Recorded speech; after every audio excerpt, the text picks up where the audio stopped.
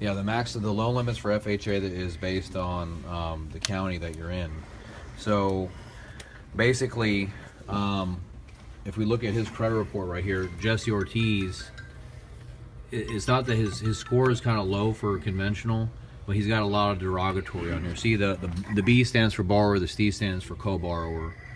And if you look at that, conventional loans are like they're bank loans, and they have more stringent requirements. And even she has stuff on her credit that is going to be reluctant that she can qualify for conventional. Now, the reason why I'm doing this is because just to confirm my belief that she's not going to qualify, but also to let the realtor know, because if I tell them verbally that she doesn't qualify for conventional and that's not true, then she can take the loan to her lender and they may be able to get her approved for conventional. So I'm going to try and exhaust all efforts to get the loan approved conventional to help them to try and get the loan, but it doesn't look like a strong loan for conventional. Conventional loans are generally, good credit loans. They're bank loans. They're not guaranteed by the government or anything like that, so they have more requirements. So, just showing that you're no longer. So, it's possible that they're going to qualify, but I don't see it. But we'll see. So I'm gonna take him off the loan because he's kind of hurting the file.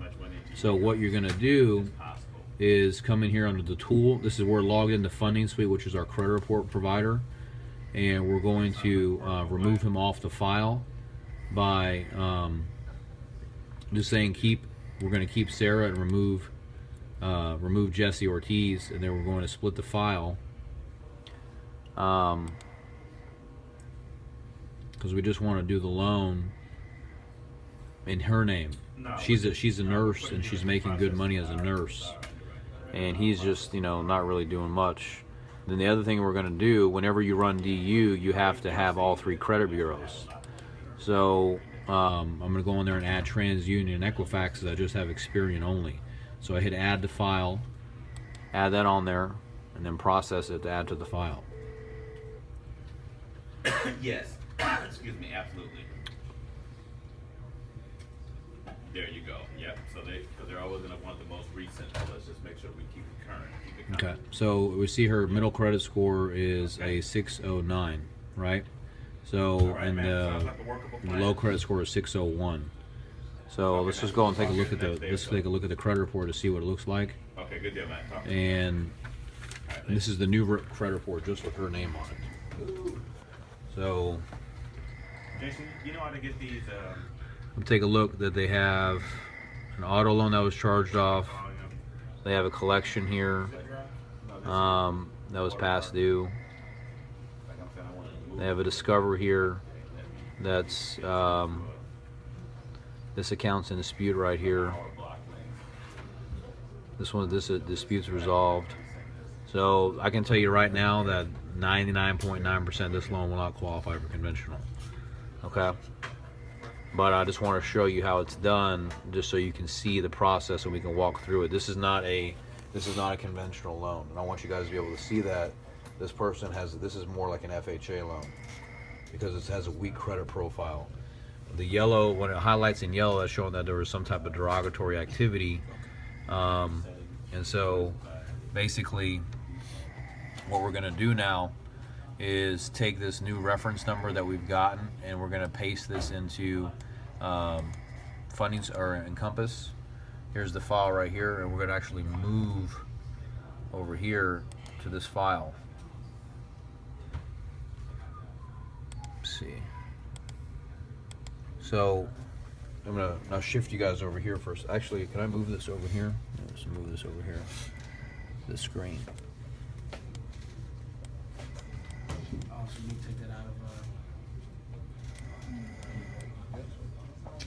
Huh? What are you saying?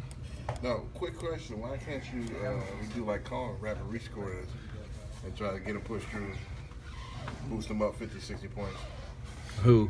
Why can't we just rapid rescore the wife? And we are when we go FHA, but their trade lines are so bad that conventional wouldn't even approve it if you rescored it. Even if we delete it off of there, try to get it deleted off of there, or pay those down, or try to sell it. they don't have the funds for that, and they want to go under contract tonight. Yeah, so that's a 3-month plan. All that, you know, those type of things that you're talking about. So it's not something that that you're going to do tonight. So no, you're good. So the thing is now, we see that we still have the co-borrower on there, Jesse Alfred. So we want to take him off the loan and just do the loan under her name. So what we're going to do is go up here in this little pencil and say delete co-borrower. Hit yes.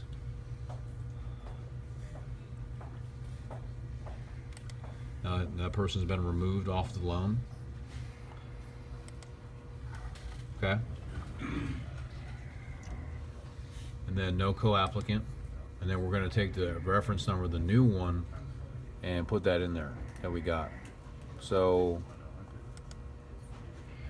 we're going to reissue it through Funding Suite right here.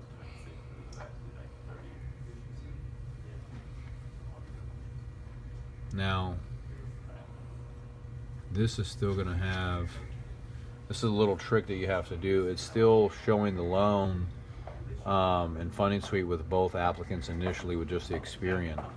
So what you have to do is do like this little internal trick to kind of make it retrieve the existing credit report. So what you have to do is hit new request, and oh, this is Josh's right here. This is Josh's account. Your account's not in here.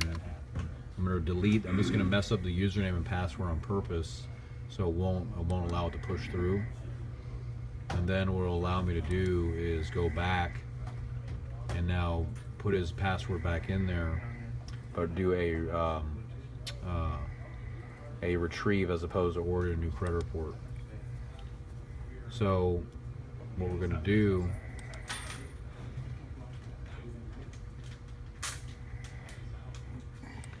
is go back in here and then correct the username, and now what we're going to do is hit retrieve, and now allow us to put that reference number, I believe that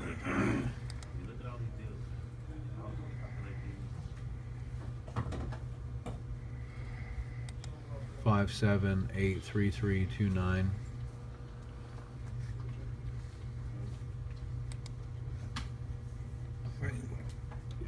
Yeah.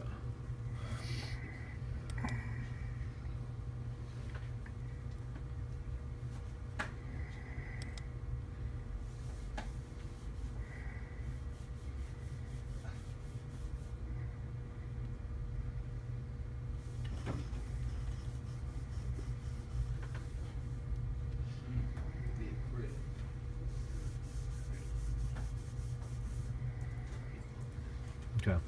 So it's imported her credit report in there.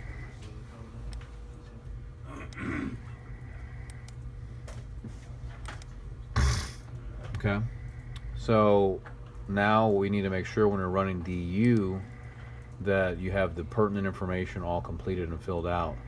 Otherwise, it won't fill it out correctly. Now, one thing that you never do is you never put the full address in here until you go under contract and you're getting ready to send out disclosures on their subject property, because it will trigger the disclosures to be sent out and you'll be out of compliance. So you always put TBD here. Okay. You don't put any address in there, a real address. You're always going to put TBD, which TBD stands for to be determined. And if you put in a full address there at this time and you don't actually send out disclosures, then you'll be out of compliance. And you'll get a notification, it'll delete your loan within 3 days. So what we can do is put the zip code, and I'm going to let you do the rest from here. Okay? So copy that zip code and that city, Henderson, Nevada, and paste it down into the subject property. Scroll down. Well, it's tough. Some stuff happens. Just type it. Just memorize it and type it in. Okay, what? Scroll down to the subject property. The zip code. 89052. Okay. And then And then Henderson, Nevada. Henderson. Okay. Them DVDs. Leave it. Yeah. Then let's see here.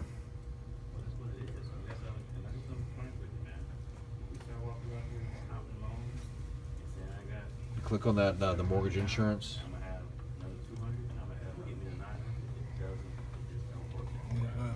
Right here. Click on that little pencil to adjust the insurance for FHA. Okay. And then type in 1.75%. Right here. Yep.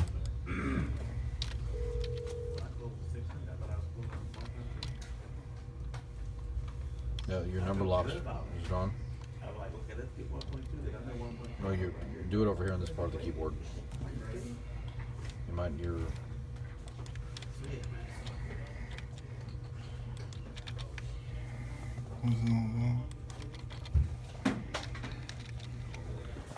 Let's see something.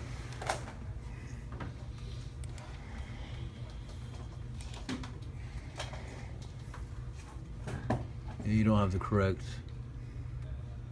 Let's see.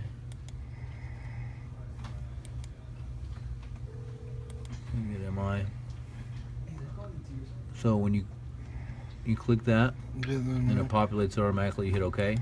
All right. And then the whole amount. She wants 330 with 5% down with conventional. Okay.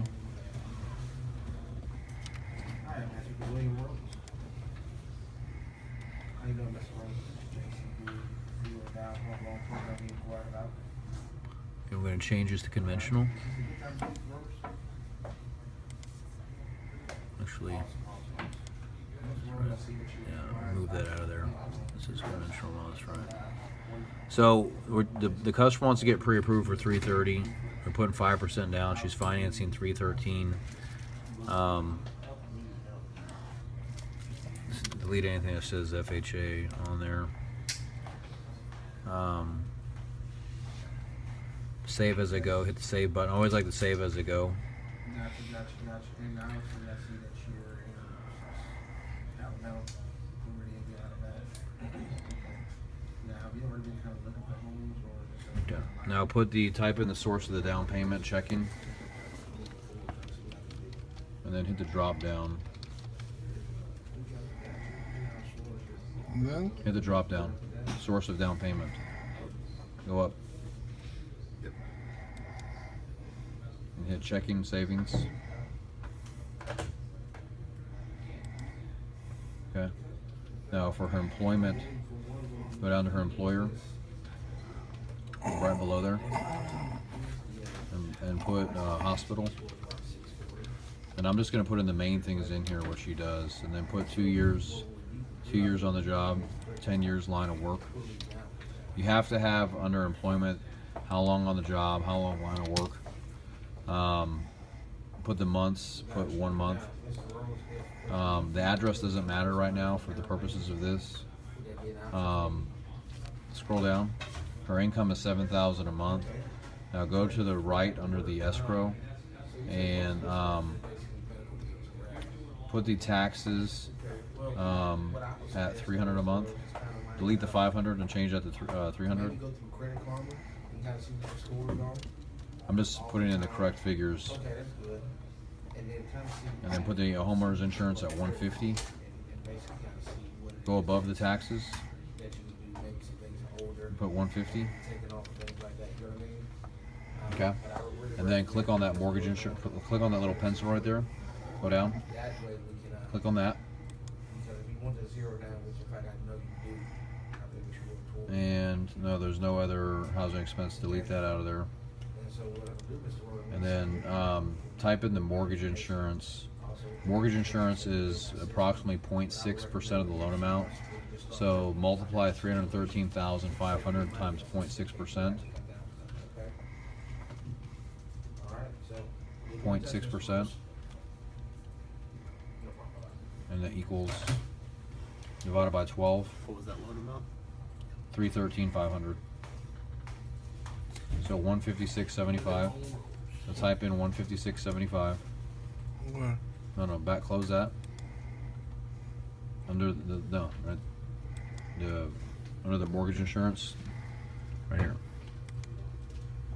So this, you can either put it right here, it's fine. You know, put it automatically in there for you. Okay.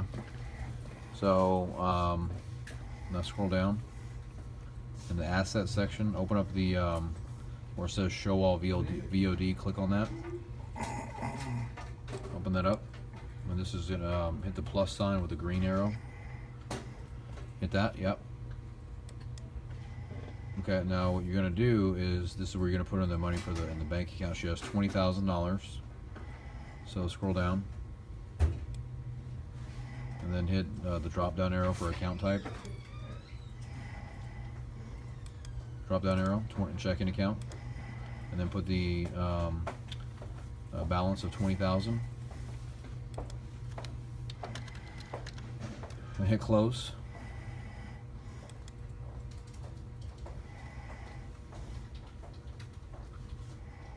Okay.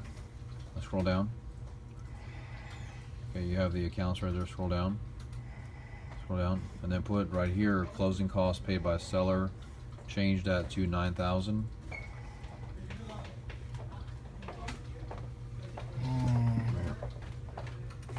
Put here, drop down right there. Put 9,000, and then hit the drop down arrow to the left of it,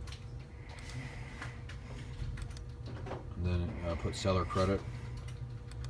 Okay, so watch what that did. That changed her cash to close down to 13,947. Okay, now you have to answer these declarations questions. So scroll down and answer those questions right down at the bottom below that.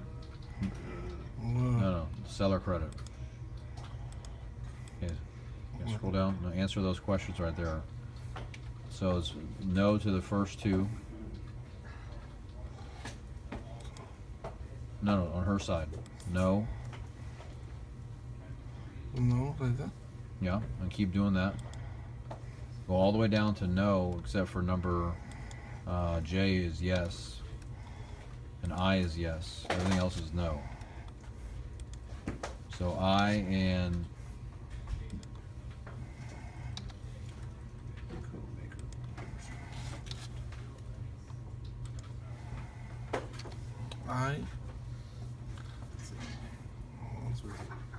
no, J is yes, which is a U.S. citizen.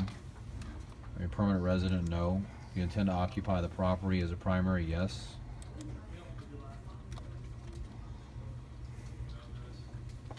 Yes to that. She has had an ownership and interest in a property prior in 3 years. PR, primary, and then SP stands for spousal. Scroll down. Okay, now put just I do not wish to furnish this information. This is race and ethnicity. So click on it right here. Okay. Okay, and hit save. Save. What did it say?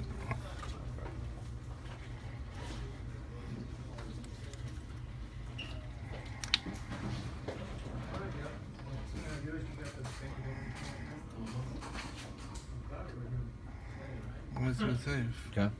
Now, what you're going to need is your reissue codes for DU. So I'm gonna check and make sure. Do you have them? You probably don't have them though, don't you? No, I doubt it. So I got it if you need it. okay. Yeah, Joe, do you mind giving them to me, man? Yeah. You ready? Do you have the little sticky thing? Or how do you have them? Or do you mind? I got it. Okay. Do you mind writing them down real quick? I'll write it down.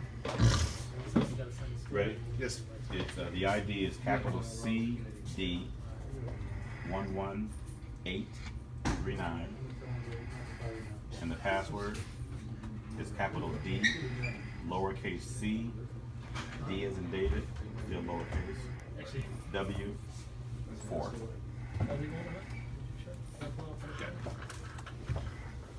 Okay. All right. So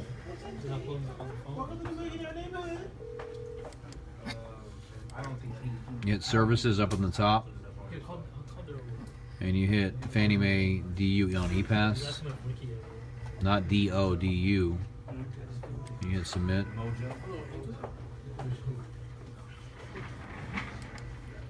Yeah, this is Nick from Zero Day Home Builder.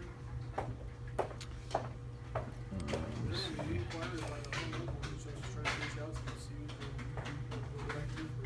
CD, Okay, type that in over. That's capitalized though. capital C, capital D. 11839. Password, capital D. Oh, no, back up. Back all that up. Delete. You got cap locks on. No, but Just a capital C. Sorry. that one's the. Sorry. Capital D. CDW. 4. Submit. Mm-hmm. If you put it correctly, and continue.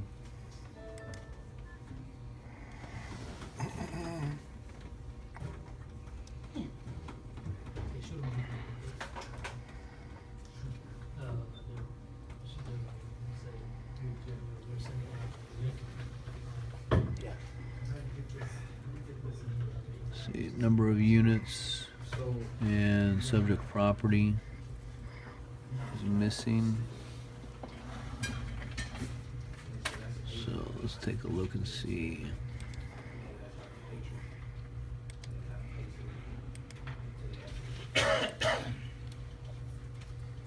So yeah, whenever you fill out the loan, you just got to have everything filled out completely. So I'm inside of DU right now, and basically what it's wanted is it wants the number of units. It's 1 unit. Hit save.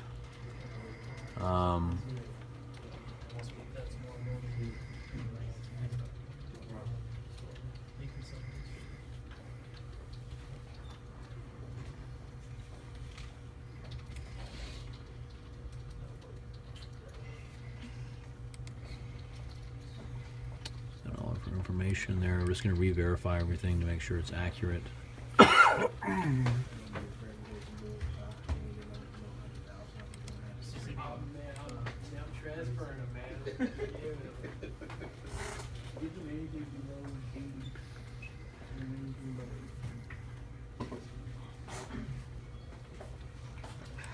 Just going to verify all this information here. I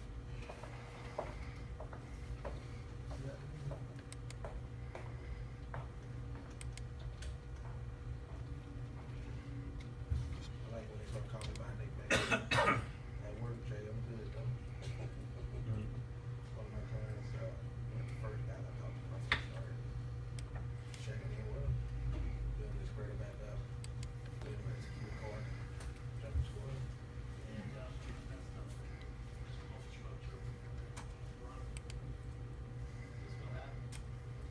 You have to have the estimated value of the home in there.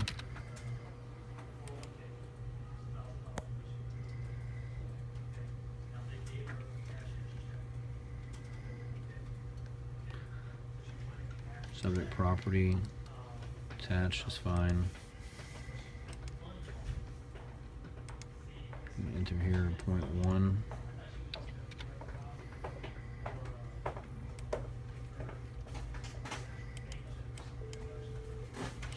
Okay. Sure, we hit credit and underwriting. Got to make sure we reissue that existing report. And Capital D. you can put that in. Capital D. CDW. 4. Now, what you're going to do, no, you're not going to auto-populate the liabilities because you already have done that. And you're going to take this reference number and put that in there.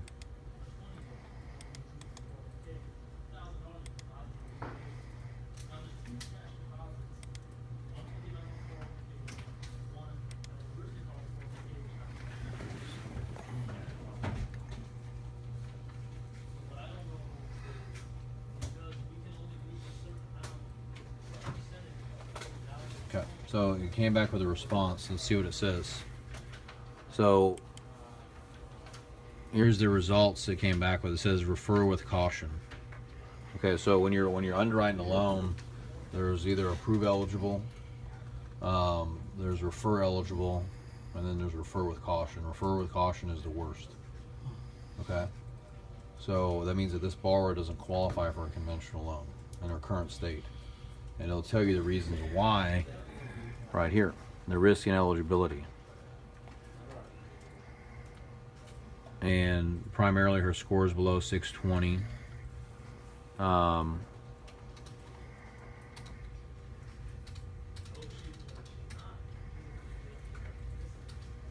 Going here into the findings report, and this is very useful information. You can read this if you want to. There's some good information. It has a breakdown of why the loan got referred and the different things about the borrower's criteria. The main thing is like I said, she has an overall weak credit profile, and it shows a lot of things in the findings. Utilization of installment accounts, percentage of account with delinquencies, and so, which is the main reasons why the loan didn't get approved. Okay, so now you need to call Sonia, let her know that the borrower wasn't eligible for conventional financing like we had thought initially, why she got approved for FHA, and why we're going FHA and not conventional, but she's not eligible. Does that make sense? See, if that would have showed approved eligible, then she would be eligible for a conventional loan. But in this case, the findings came back that she's not eligible for conventional loan because it doesn't meet the criteria. But that's pretty much the process that you go through